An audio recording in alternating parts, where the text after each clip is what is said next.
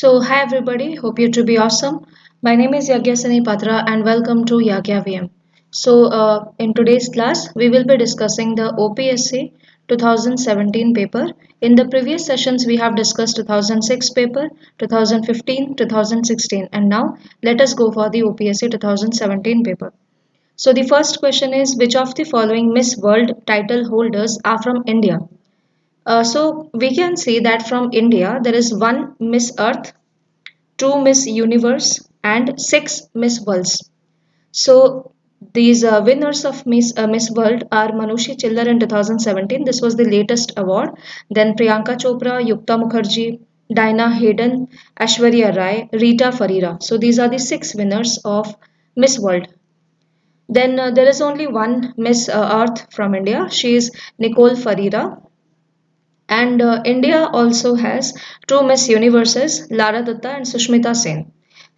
Here the question is asking about the Miss World title holders from India. The options are Dinah Hayden, Yukta Mukhe, Priyanka Chopra and Manushi Chillar. So as you can see, all of them are basically the Miss World. So the correct answer will be your option D, 1, 2, 3 and 4. Next question, Give It Up campaign. It is basically related to the current affairs of that time. Give It Up campaign was basically for the LPG subsidy. So the rich people do not need the subsidy. So it was basically a motivation by the government so that only the people who require the LPG subsidy can get it, and the subsidy amount, the burden should be also reduced on the government. Now let us move on to the next question. What is the rank of India in Inclusive Development Index as given by the World Economic Forum? So the first thing is that Inclusive Development Index is released by World Economic Forum. The headquarter of World Economic Forum, which is basically an NGO, non-governmental organization. It is the headquarter is in Geneva, Switzerland. So we do not have to remember 2017 ranking. It's sufficient to remember 2020 ranking. So the recent rankings of India in the Inclusive Development Index is at 62. Another thing that we can notice is China is at rank 26 and even Pakistan is at rank 47 and in the Inclusive Development Index. So India is has more to do in this department. The next thing, what is the theme of International Day for Disaster Reduction? Now, International Day for Disaster Reduction is observed on October 13th. It is in accordance with the Sendai framework. Sendai framework is also related to the disaster reduction. And 2020 theme, that means the theme of this year, is it is all about the governance. Okay, so 2017 theme was basically asked, but we have to remember 2020 theme. Now that is it's all about governance. The next question, let's go to question number 5. Recently, the IUCN downlisted which of the following from the list of endangered to vulnerable. IUCN, as you know, International Union for Conservation of Nature, IUCN, and it is a very important organization. So it is asking what is the status of some species. So right now, snow leopard, this is in the vulnerable category, and similarly right now you must have heard about the Asiatic lions. Asiatic lions, these are in your endangered category. Okay, so all these things are very important. Now let us move to the next question. Taking in view the Naxal attack in Sukma, the Ministry of Home Affairs response to Naxal problem was dash. Sampada scheme, Samadhan doctrine, Jigyasa initiative, and none of the above. So the correct answer is Samadhan doctrine. Samadhan doctrine is basically related to the Naxal problems dealt by the Ministry of Home Affairs in the particular attack. So Samadhan doctrine. Next, which of the following ports are used by China for its string of pearls policy? So China is basically using the options are Hambantota, Gwadar Port, Bandar Abbas and A and B. So as you know, Hambantota is in Sri Lanka and made by China, also a part of the string of pearls. Then Gwadar in Pakistan is also a part of the string of pearls connecting the CPEC corridor, that is China-Pakistan corridor. China-Pakistan Economic Corridor, and Bandar Abbas is basically a port in Iran. Okay, so A and B both are the part of your string of pearls. What is string of pearls? So around India, China is aiming to create a network of ports so that it can create its own independence of traveling and connecting to the African countries, then the Asian countries, and from here European countries. So it is trying to basically create a network zone. So that is basically a string of pearls. So from the north, CPEC, that is Pakistan, China, and here via Myanmar, Djibouti in Africa, Sri Lanka, it is basically trying to create a network. Now let's move to the next question. It says the International Astronomical Union has named two mountain ranges on the dwarf planet Pluto after whom? So as you know, Pluto was earlier the ninth planet. It's no longer categorized as planet, but there you can see two mountains which are named after two scientists. So the correct answer is Tenzing Norgay and Edmund Hillary. Now let's move to the next question. It is asking about GST. As you know, GST is a very favorite topic of OPSC, UPSC too, and every year there is one or two questions from this GST.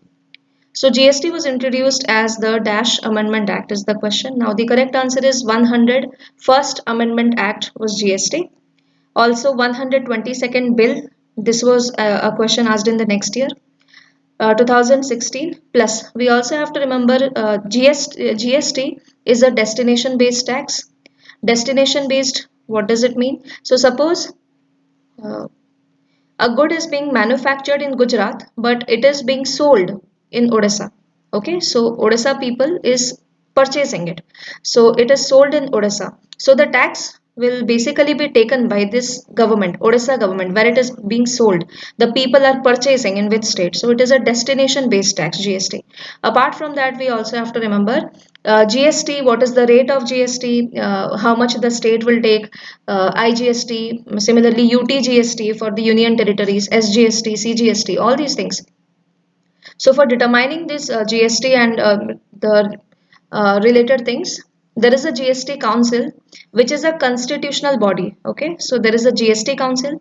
This GST Council is discussed in Article 279A. Now, when it is discussed in Article 279A, that means it is a constitutional body, but not a statutory body. So this is very important to remember. Next thing is that who is the chairman of this GST Council? So Finance Minister is the chairman of the GST Council. Now let's move on to the next question. Name the Indian boxer who has won the gold medal in 2017 Asian Women Boxing Championship. So this was a question of 2017, so we do not need to know this. However, 2019 there were some women winners. You can know about some of these. For example, Badminton World Championship. This was won by PV Sindhu. Then M. Joshi, the Para Badminton World Championships. Similarly, Duti Chand, she was the first woman to grab this gold medal for 100-meter race. Okay, so sprinting. So many more awards are also there, but right now you can also remember these three winners. Okay. Now let us move on to the next question. It says India has been re-elected as a member of the executive board of which organization of United Nations organization? So the question is asking India is included in which foreign body, which is a part of the United Nations organization also. So at that point of time it was ICJ 2017. Right now 2020 India is a member of the Security Council for 2 years. And as you know, Security Council has basically 15 members, out of which 5 members are permanent members and 10 members are non-permanent members. So India is a part of these 10 non-permanent members. So India was basically re-elected for this position of 2 years, right? It is for 2 years and it is a non-permanent membership. Another position which India is holding right now is United Nations Commission for Women, which is a very important organization under your Economic and Social Council of the United Nations. Okay, so this thing is again for 4 years. Then also we are a part of the executive board. Some Indian members, they are the part of the executive board of World Health Organization. So in these three organizations, India is holding a very significant position right now. So you can remember. Next thing is that which state became the first state to ratify the GST bill? Again, I said GST is a very favorite topic of OPSC, UPSC, and every year 1 to 2 questions are always asked. So see here it is asking GST bill. So in 2017, the first state was basically Assam. and it was asked. Let's move on to the next question. Which of the following denomination note was introduced immediately after announcing demonetization? Again, current affairs question and not important as of now.